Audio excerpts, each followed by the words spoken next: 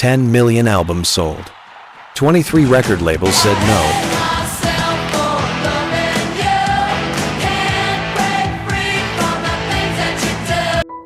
7 weeks it has shown on Billboard Hot 100. 40 years of rebellion. And one woman who built her empire from the trunk of a car. Before she was called the Queen of Rock and Roll, Joan Jett was a 5-year-old girl in Los Angeles who carried her guitar like a weapon. When teachers told her girls don't play electric guitar, she didn't argue. She plugged in the amp and blew out the room. By age 16, she co-founded the Runaways, a teenage girl band that sold over 500,000 records worldwide, headlined arenas in Japan, and drew crowds of 10,000 screaming fans who had never seen girls play rock like men. But fame came with a price: exploitation, betrayal, and a scandal so dark it would later shake the entire rock industry, an alleged sexual assault by their manager Kim Fowley that became one of the ugliest stories in rock history.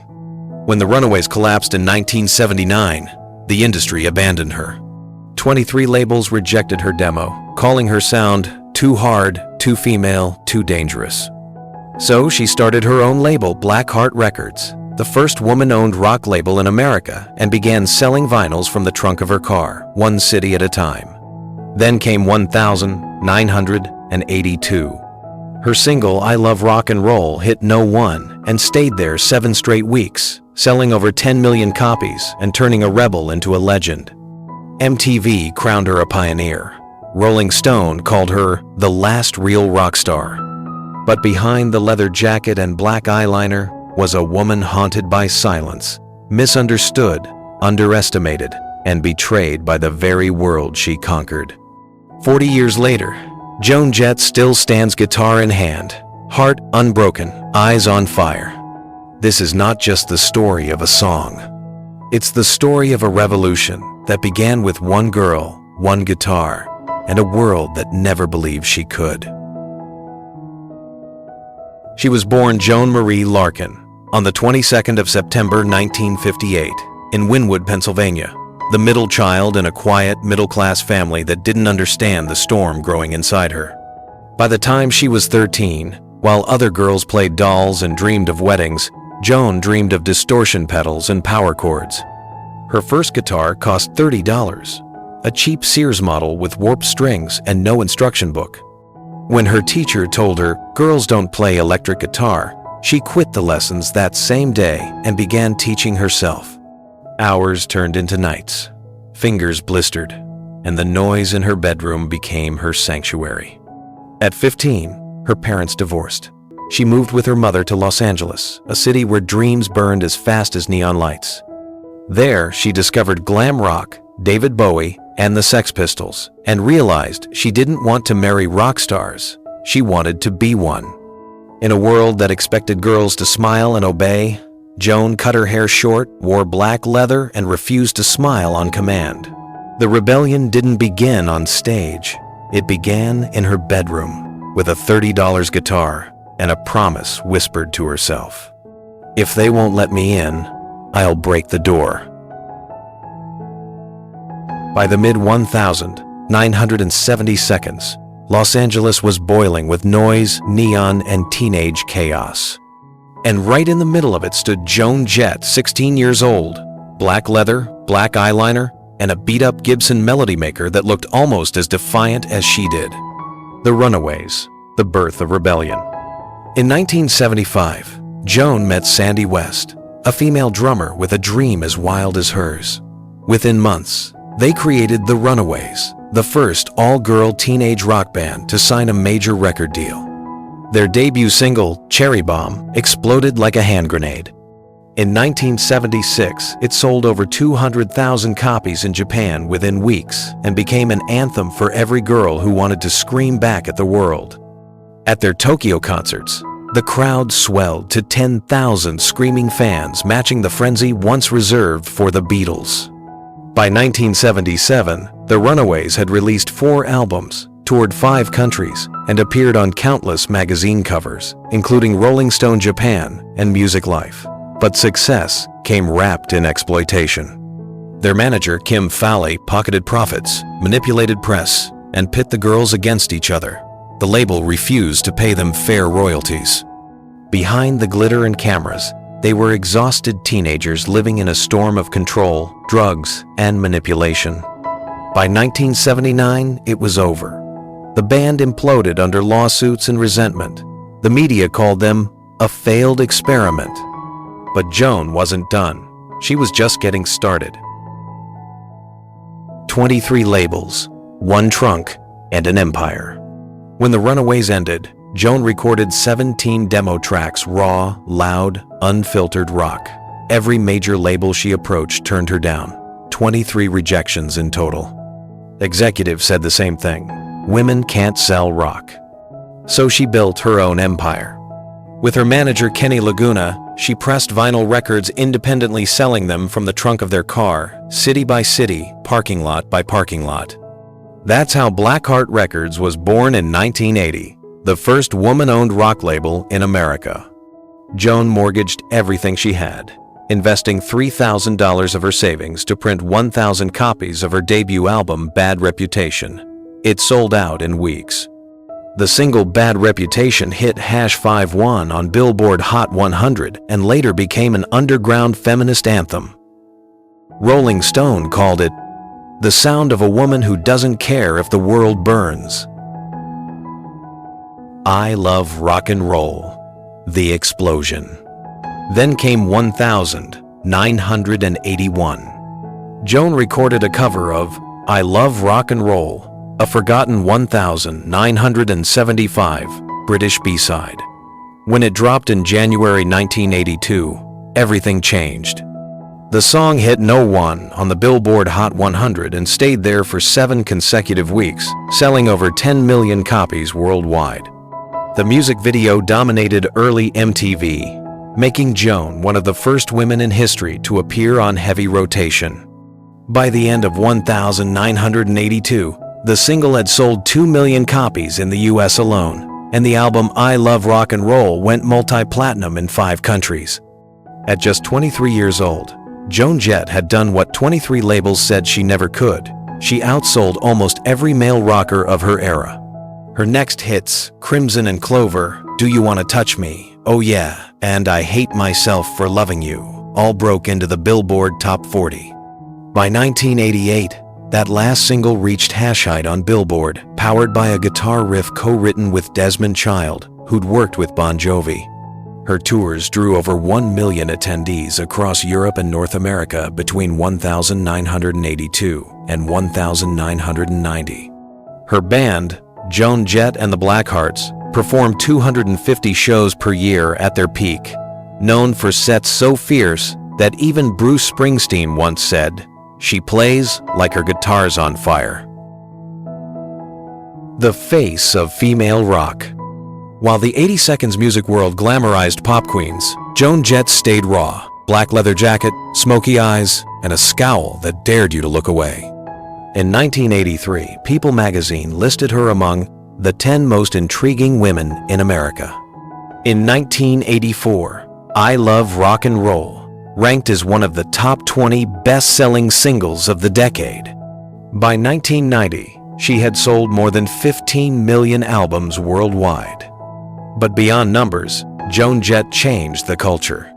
She was the first woman to own a rock label, the first to headline arenas without a male frontman, and the first to prove that rebellion could be feminine, fierce, and poetic. Her song Bad Reputation would later become the theme of Freaks and Geeks, 1999, cementing her legacy for a new generation. Legacy of Fire. When the world tried to erase her, she carved her name into vinyl. When the industry said no, she built her own stage. And when fame tried to tame her, she turned the amp louder. By the time Joan Jett was inducted into the Rock and Roll Hall of Fame in 2015, her catalog had generated over 25 million global sales and billions of radio spins.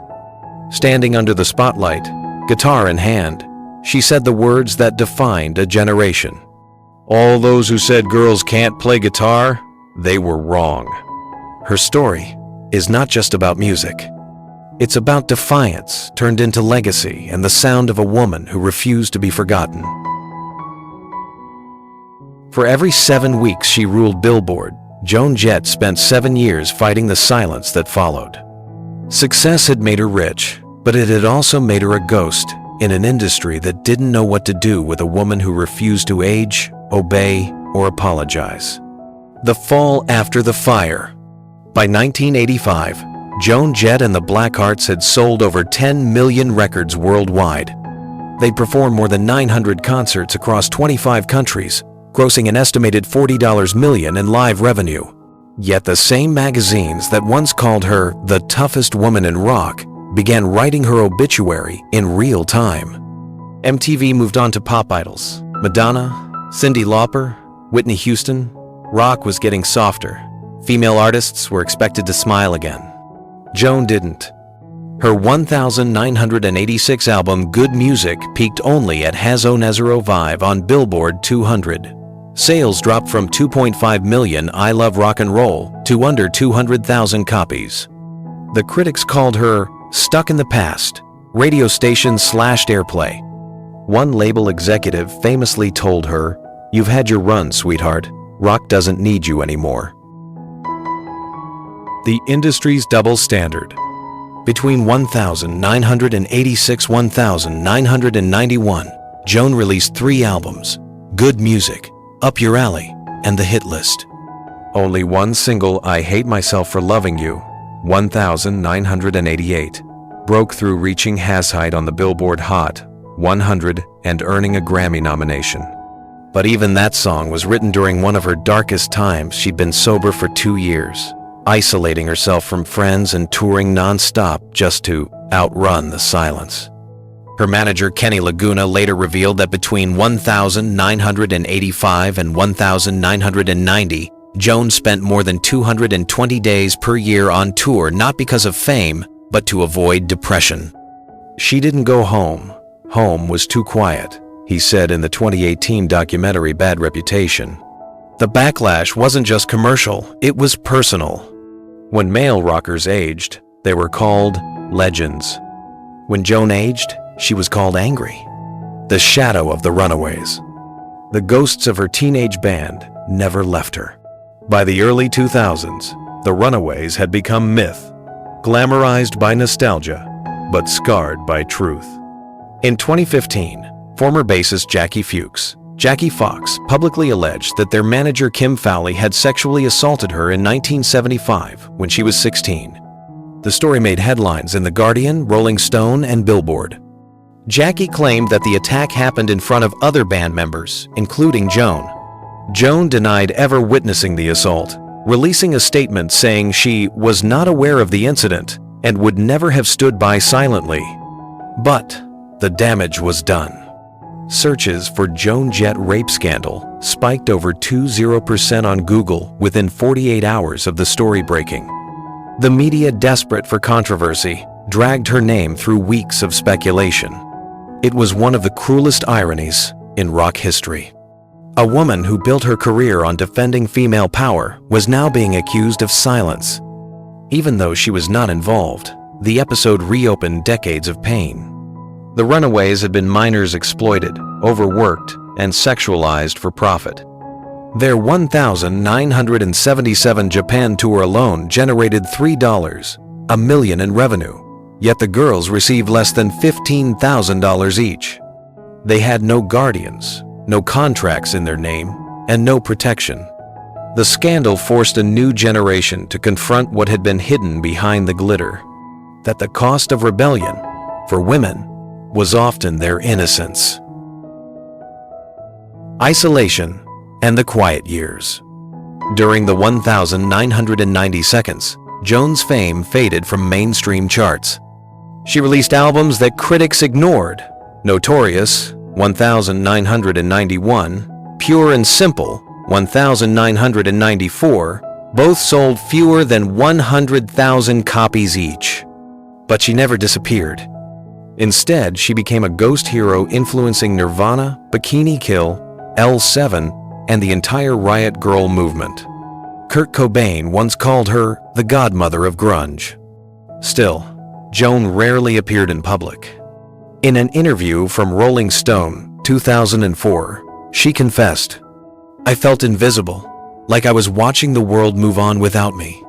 Behind closed doors, friends described her as reclusive, sometimes going weeks without speaking to anyone. Her only constants, her dog, her guitar, and her silence. The pain of identity. Throughout her career, Joan Jett has refused to label her sexuality.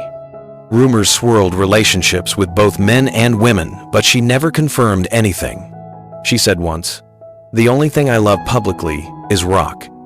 But insiders claim the pressure to hide her true identity was immense. In a 2010 LA Times profile, a former publicist admitted, "The labels told us to keep Joan's private life private. America wasn't ready for a queer female rock star." That erasure of identity, of emotion, became another wound. She'd built an empire by being strong. Now, strength had become her prison. The breaking point. By 2001, Joan Jett had sold over 20 million records, but earned a fraction of what male counterparts like Bon Jovi or Aerosmith made from the same era. Royalties from I Love Rock and Roll were estimated at less than $1 million per year, despite billions of global radio plays. In 2002, she was hospitalized briefly for exhaustion after performing 3 tours in 11 months. Even then, she refused to cancel shows. Her quote to Spin magazine that year summed up the madness. "They'll remember me as the girl who never stopped playing even when no one was listening." The world changes, slowly. When the Runaways biopic premiered in 2010, starring Kristen Stewart as Joan, audiences rediscovered her story, but Hollywood softened the edges. The film grossed $4.6 million worldwide, a fraction of its budget, but it reignited public interest. New generations streamed her songs. Spotify reported a 680% surge in I Love Rock and Roll plays the week the movie premiered. Still, Joan skipped most press tours. She said simply, "I lived it. I don't need to relive it." The uprising within. The tragedy of Joan Jett isn't addiction, scandal, or downfall. It's the quiet violence of being erased by the very culture she helped build. While her male peers aged into legends, Springsteen, Petty, Jagger, she aged into silence. Her rebellion became history, her legacy a footnote. But under the surface, she was preparing for something else, not a comeback, but a reckoning. A return to the stage on her own terms. By the 2000s, rock had changed, but Joan Jett hadn't. While her peers vanished into nostalgia tours, she stayed raw, loud, and alive. Her guitars were still battered. Her voice still rasped like sandpaper on fire. The world that once rejected her was finally catching up. The second coming of a rebel. In 2006, Joan Jett and the Blackhearts released Sinner, their first album of new material in more than a decade. It debuted at #39 on Billboard Independent Albums, a quiet victory for an artist who had been told to retire 20 years earlier. The single AC/DC became a cult anthem among queer fans, while riddles took aim at political hypocrisy in post-9/11 America. By 2010, the biopic The Runaways brought her teenage years back into the spotlight. Joan served as executive producer, training Kristen Stewart personally to capture her stance, her strut, her silence. When the film premiered, searches for Joan Jett surged 680% on Google, and sales of her back catalog jumped over 400%. But her true resurrection came on the 18th of April 2015. At the Rock and Roll Hall of Fame induction, Joan Jett stood beneath the lights of Cleveland leather jacket, black eyeliner, guitar in hand, as Miley Cyrus introduced her to a roaring crowd. Her voice cracked when she said, "All those who said girls can't play guitar, they were wrong." That night, she performed Bad Reputation, Crimson and Clover, and Cherry Bomb songs, written decades apart, but bleeding the same truth. Defiance never dies. The living legacy. By 2020, Joan was no longer a relic. She was a reference point. She performed at the Super Bowl Live pre-show alongside Billie Joe Armstrong and Miley Cyrus in front of over 100 million viewers worldwide. Spotify reports her catalog surpasses 1 billion streams, with I Love Rock and Roll alone exceeding 420 million plays.